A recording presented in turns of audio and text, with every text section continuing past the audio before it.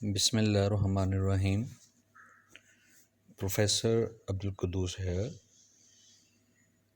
आज हम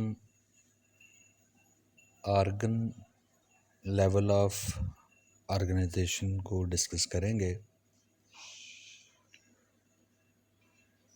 different tissues के मिलने से ऑर्गन बनता है। आप अपनी बॉडी का कोई भी ऑर्गन देखें तो उसमें कोई एक टाइप का टिश्यू नहीं होता, उसमें डिफरेंट टाइप के टिश्यूज़ मौजूद होते हैं।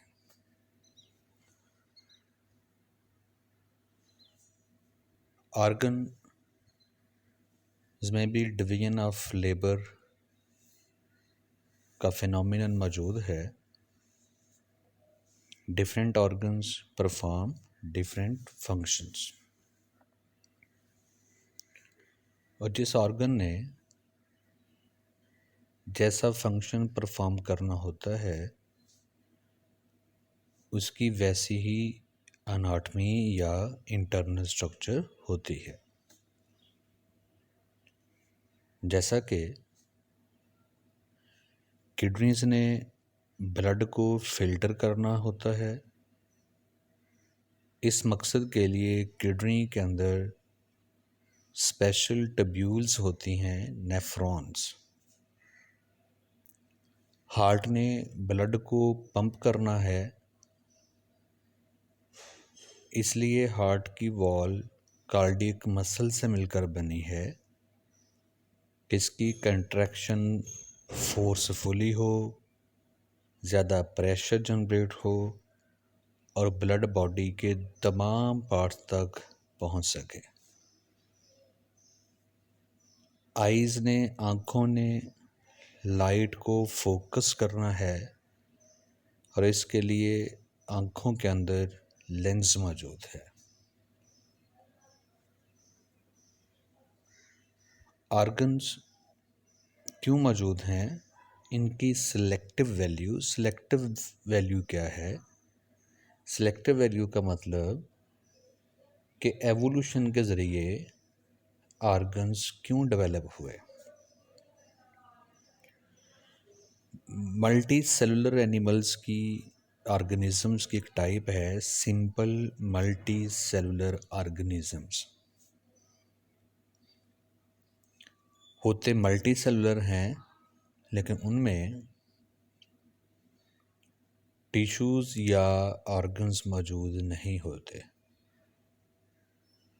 फिर कम्प्लेक्स मल्टी सेलुलर एनिमल्स या ऑर्गेनिज्म बने जिनमें ऑर्गन्स मौजूद हैं। तो ऑर्गन्स को इवॉल्व करने की वजह क्या है? ये क्यों इवॉल्व हुए, ये क्यों बने? ऑर्गन्स जो भी फंक्शन परफॉर्म करते हैं उसकी क्वालिटी भी बहुत अच्छी है और उसकी क्वांटिटी भी बहुत अच्छी है। एक सादा सी मिसाल से इसको समझते हैं कि अगर हर सेल के अंदर लाइसोसोम की वजह से फूड डाइजेस्ट हो सकती है तो फिर पूरी बॉडी में डाइजेशन के लिए अलग से स्टोमक की ज़रूरत क्यों पेश आई? जो अब जाहिर है कि डाइजेशन की क्वालिटी भी अच्छी हो और उसकी क्वांटिटी भी अच्छी हो।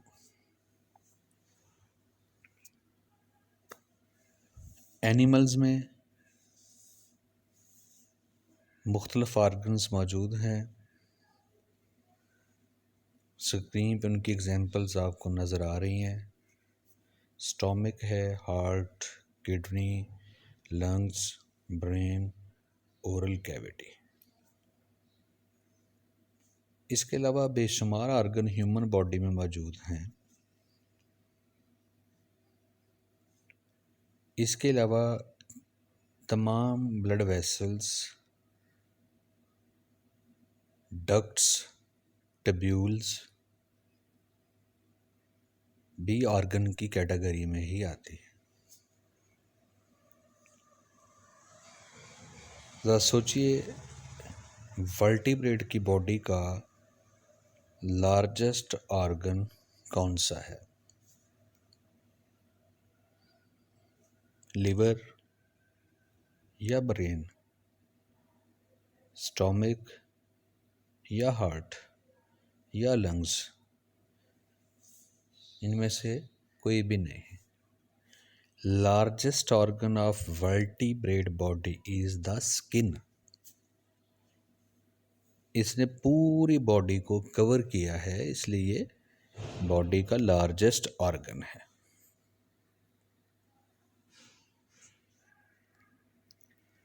ऑर्गन डिफरेंट टिश्यू से मिलकर बनता है,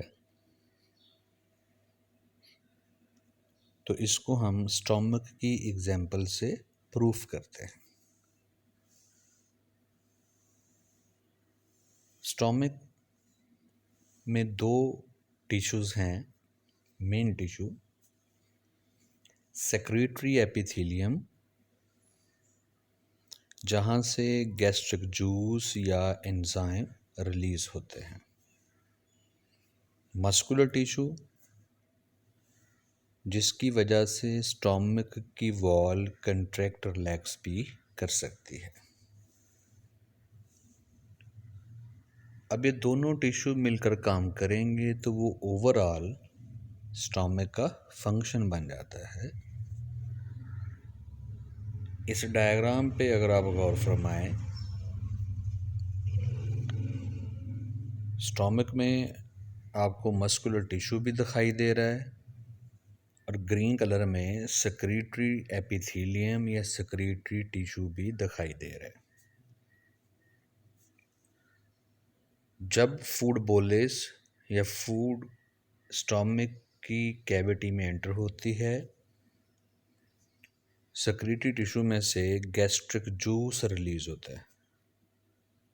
गैस्ट्रिक जूस में 3 कंपोनेंट हैं, पेप्सिन एंजाइम, गम लाइक मटीरियल म्यूकस और एक एसिड है hydrochloric acid HCl। Muscular tissue contract करेगा, स्टोमक की वॉल कंट्रैक्ट रिलैक्स होगी और इसके 3 फायदे होते हैं। स्टोमक की वॉल के कंट्रैक्ट रिलैक्स करने के 3 फायदे होते हैं और ये स्क्रीन पे आप वर्किंग मैकेनिज्म में भी देख सकते हैं। फूड और एंजाइम मिक्स हो जाते हैं। नंबर 2, वॉल के कंट्रैक्ट करने से, प्रेशर लगने से भी फूड की ब्रेकडाउन होती है, चर्निंग एक्टिविटी कहते हैं इसे। और नंबर 3, डाइजेस्टेड फूड स्टोमक के पोस्टीरियर एंड या स्मॉल इंटेस्टाइन की तरफ मूव करना शुरू हो जाती है। मैं फिर इसको दोहरा देता हूँ, रिपीट करने लगा हूँ। फूड स्टोमक में एंटर होगी, सेक्रेटरी एपिथेलियम में से गैस्ट्रिक जूस या एंजाइम रिलीज होंगे, मस्कुलर टिश्यू कंट्रैक्ट करेगा, फूड और एंजाइम आपस में मिक्स हो जाएंगे, फिर डाइजेस्टेड फूड स्टोमक के पोस्टीरियर एंड की तरफ, स्मॉल इंटेस्टाइन की तरफ मूव करना शुरू करेगी। तो साबित हुआ कि डिफरेंट टिश्यूज़ के असेंबल होने से, मिलने से ऑर्गन बनता है। ऑर्गन्स प्लांट में भी मौजूद हैं। प्लांट में 2 किस्म के ऑर्गन होते हैं, वेजिटेटिव ऑर्गन्स और reproductive organs. Vegetative organs sexual reproduction में हिस्सा नहीं लेते। वेजिटेटिव ऑर्गन्स की एग्जाम्पल्स हैं रूट्स, लीव्स और स्टेम।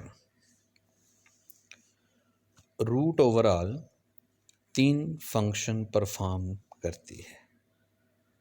एंकरिंग, रूट्स प्लांट को ज़मीन के साथ, मिट्टी के साथ जोड़ कर रखते हैं, फिक्स करके रखते हैं, प्लांट को ज़मीन में गाड़ के रखते हैं।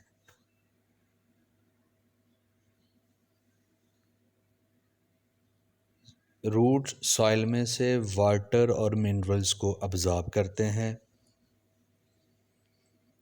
और स्टोर सरप्लस फूड। प्लांट की जो भी फूड मॉलिक्यूल्स ज़रूरत से ज़्यादा होते हैं, सरप्लस होते हैं, वो रूट में स्टोर कर दिए जाते हैं। लीव्स प्लांट की मेन फूड फैक्ट्री है। ये फोटोसिंथेसिस के ज़रिए पूरे प्लांट के लिए फूड तैयार करते हैं, ऑर्गेनिक फूड प्रिपेयर करते हैं। स्टेम पूरे प्लांट को सपोर्ट करता है, रूट और लीव्स के दरमियान मटेरियल की ट्रांसपोर्ट में भी हेल्प करते हैं। तो ये हैं प्लांट के वेजिटेटिव ऑर्गन्स। रिप्रोडक्टिव ऑर्गन्स हैं जी फ्लावर्स। तो जो ये फूल हैं, ये तमाम प्लांट के रिप्रोडक्टिव ऑर्गन्स नहीं हैं। प्लांट्स की आगे डिफरेंट टाइप्स होती हैं। सिर्फ जो एंजियोस्पर्म या फ्लावरिंग प्लांट हैं, उनके रिप्रोडक्टिव ऑर्गन्स को फ्लावर्स कहा जाता है। और फ्लावर्स में मेल पार्ट हैं स्टेमन और फीमेल रिप्रोडक्टिव पार्ट हैं कार्पल।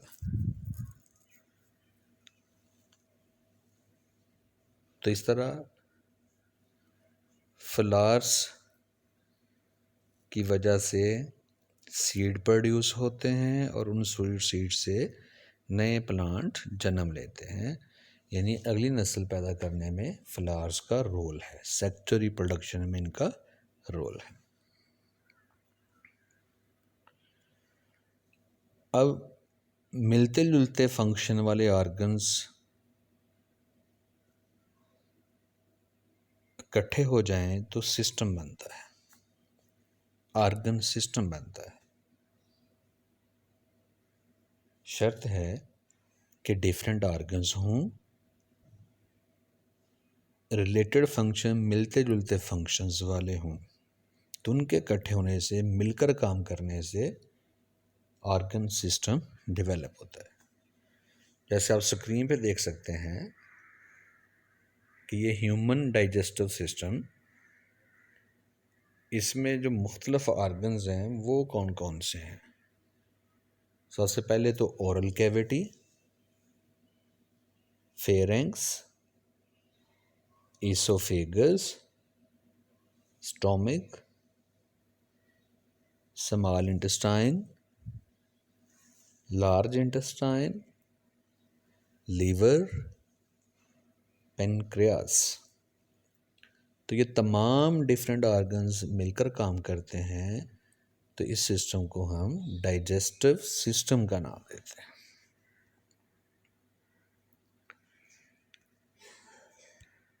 अब ज़रा बताइए, सोचिए कि नर्वस सिस्टम किन मेजर ऑर्गन से मिलकर बना है। जी, ब्रेन और स्पाइनल कॉर्ड। यूरिनरी सिस्टम किन ऑर्गन से मिलकर बना है। किडनी, यूरिटरी ट्यूब्यूल्स, यूरिनरी ब्लैडर और एक छोटी डक्ट होती है यूरिथ्रा। इसी तरह हमारी बॉडी में तमाम सिस्टम्स ऑर्गन से मिलकर बने हैं। तो ऑर्गन्स प्लांट में भी हैं और एनिमल्स में भी हैं। अब किन ऑर्गेनिज्म का ऑर्गन सिस्टम ज़्यादा एडवांस, ज़्यादा बेहतर है? तो जवाब है एनिमल्स का। उसकी वजह यह है कि एनिमल्स की बॉडी में ज़्यादा एक्टिविटीज़ हैं, ज़्यादा प्रोसेसेस हैं, ज़्यादा फंक्शंस हैं, इसलिए उनकी बॉडी में ऑर्गन सिस्टम ज़्यादा कम्प्लेक्स है।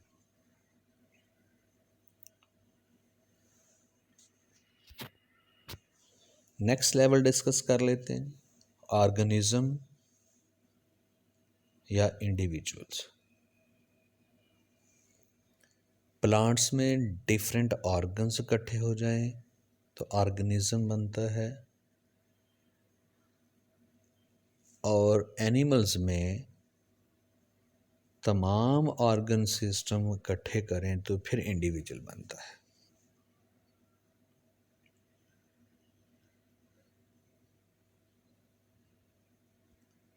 अब ऑर्गेनिज्म बेशक एक स्पीशीज से बिलोंग करते हों, सिमिलर हों, लेकिन उसके बावजूद उनमें कुछ डिफरेंसेस होते हैं।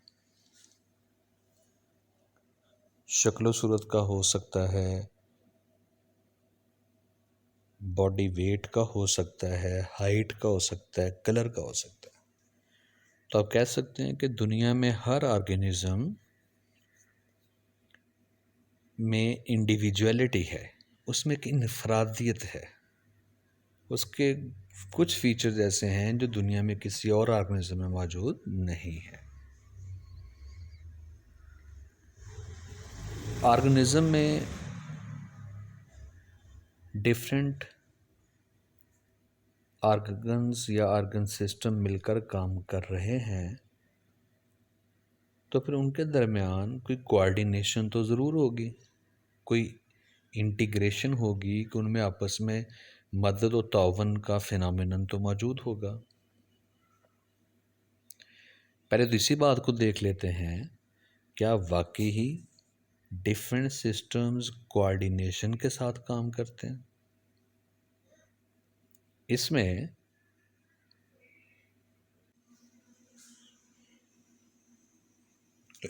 हम एग्जाम्पल्स लेते हैं कि जब हम किसी एक्सरसाइज में मसरूफ़ होते हैं, हमारे मसल्स वर्क करते हैं, लेकिन एक्सरसाइज के दौरान हमारा ब्रीथिंग रेट, हमारे सांस की रफ्तार और हमारा हार्ट बीट रेट, दिल की धड़कन में भी इजाफा हो जाता है। ऐसा क्यों है? ताकि वर्किंग मसल्स को ज़्यादा ऑक्सीजन और ज़्यादा फूड सप्लाई की जा सके। अब काम तो कर रहे हैं मस्कुलर सिस्टम, लेकिन साथ उनकी हेल्प के लिए ज़्यादा एक्टिवेट हुआ है ब्रीथिंग सिस्टम और vascular system, blood vascular system. It means कि कोई कोऑर्डिनेशन मौजूद है कि एक सिस्टम जब काम करता है तो बाकी सिस्टम्स भी उसको हेल्प आउट करने के लिए, उसकी हेल्प के लिए एक्टिवेट हो जाते हैं। ये कोऑर्डिनेशन की एग्जांपल सामने स्क्रीन पे आप देख सकते हैं कि जब हम एक्सरसाइज करते हैं तो साथ हमारा ब्रीथिंग रेट भी स्पीड अप हो जाता है। ये कोऑर्डिनेशन करवाता कौन है जी? एनिमल्स में कोऑर्डिनेशन नर्वस सिस्टम और हार्मोन्स के थ्रू या एंडोक्राइन ग्लैंड के थ्रू होती है। स्क्रीन पे आप देख सकते हैं कि ब्रेन और स्पाइनल कॉर्ड में से nerve impulse different body organs तक पहुंचती है और उनके आपस में कोऑर्डिनेशन करवाती है। क्या प्लांट्स में भी कोऑर्डिनेशन मौजूद है? या क्या प्लांट भी रिस्पॉन्स देते हैं? जी बिल्कुल। आप अगर ये डायग्राम देखें, ये टच मी नॉट प्लांट का लीफ है। अगर इसको टच करें तो ये लीफलेट्स एक दूसरे के साथ जुड़ जाती हैं। इट मीन के प्लांट रिस्पॉन्ड दे रहे हैं। तो प्लांट में इस तरह की सारी कोऑर्डिनेशन किस वजह से होती है? Due to hormones. तो लिविंग ऑर्गेनिज्म के 3 इंपॉर्टेंट फीचर्स हो गए: individuality, coordination and response. Next lecture में हम पॉपुलेशन और कम्युनिटी के बारे में डिस्कस करेंगे। अपना ख्याल रखिएगा। अस्सलाम वालेकुम।